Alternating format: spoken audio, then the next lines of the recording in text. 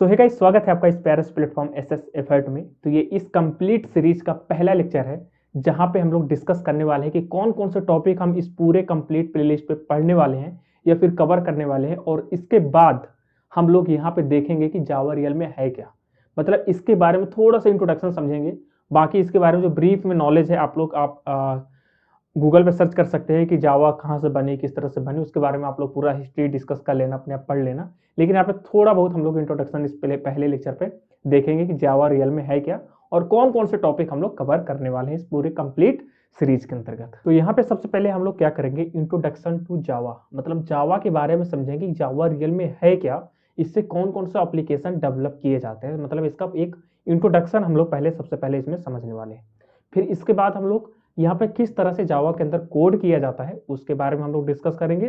फिर then after किस तरह से वेरिएबल के अंदर वैल्यू ली जाती है, इनपुट आउटपुट का क्या मतलब है, मतलब किस तरह से वैल्यू एक वेरिएबल के अंदर ली जाती है ऑपरेशन परफॉर्म करने के लिए, ये सारी चीज हम डिस्कस करने वाले हैं। डेटा टाइप्स क्या होते हैं, वेरिएबल क्या होते हैं, कंडीशनल स्टेटमेंट क्या होती है, इसके अंतर्गत कौन कौन से स्टेटमेंट आते हैं, सब कुछ हम डिस्कस करने वाले हैं। लूप क्या होते हैं, कितने टाइप के लूप होते हैं, और पैटर्न क्या होते हैं, एकदम स्क्रैच से हम लोग पैटर्न पूरा समझने वाले हैं। मतलब इजी लेवल से पैटर्न स्टार्ट करेंगे, हाई लेवल तक हम यहाँ पे जाने वाले हैं। किस तरह से एक पैटर्न डिजाइन किया जाता है, बेसिक से लेके हाई तक हम यहाँ पे इसमें कवर करेंगे सारे टॉपिक।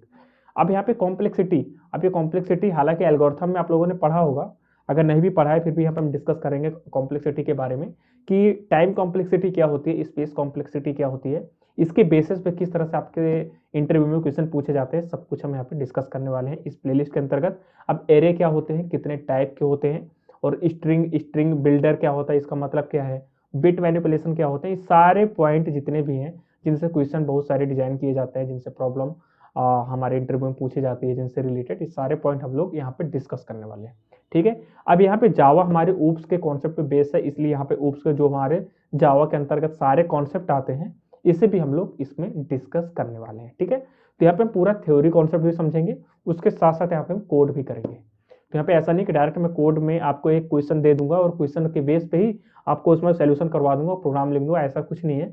यहाँ पे हम लोग क्या करने वाले हैं, पहले इस कॉन्सेप्ट को समझेंगे, बिल्ड करेंगे, फिर बाद में उस पर जाकर हम कोड करेंगे, तो जिससे हम सारे कॉन्सेप्ट को आसानी से पकड़ पाएं। अगर हमारे उससे रिलेटेड दूसरे क्वेश्चन भी हमारे सामने आते हैं तो उसे भी हम लोग इस वे में सॉल्व कर पाएं, इसलिए हम यहाँ पे सारे कॉन्सेप्ट बेस्ड लर्निंग करने वाले हैं।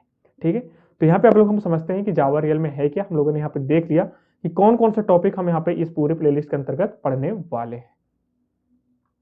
तो यहाँ पे जावा के इंट्रोडक्शन की अगर बात करें तो ये जावा हमारी क्या होती है, एक ऑब्जेक्ट ओरिएंटेड प्रोग्रामिंग लैंग्वेज है, जिसे हम शॉर्ट में क्या बोल देते हैं, ओप्स बेस्ड प्रोग्रामिंग लैंग्वेज। साथ ही हमारी जो जावा होती है एक हाई लेवल लैंग्वेज होती है।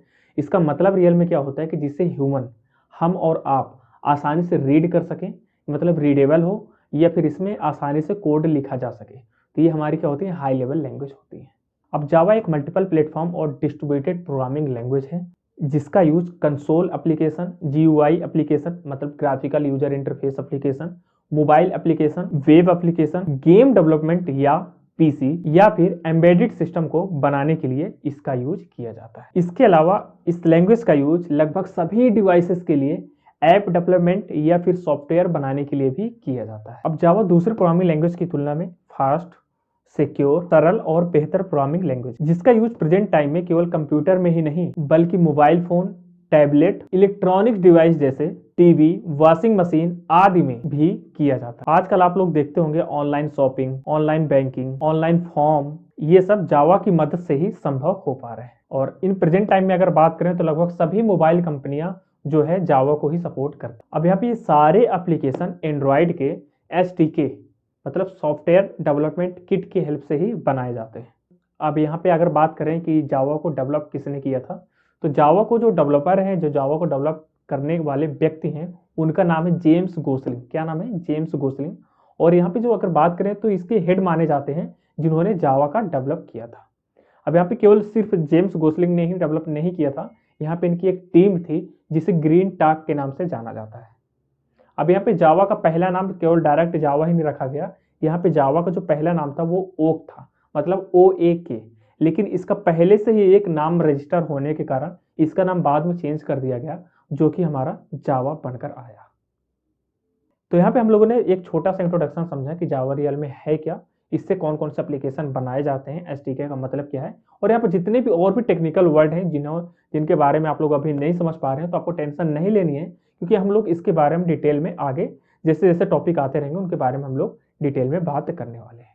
ठीक है, तो आज हम इतना ही रखते हैं, मिलते हैं बहुत जल्द अपने नेक्स्ट वीडियो में। तब तक आप लोग हंसते रहिए, मुस्कुराते रहिए और रखिए अपना बहुत सारा ध्यान।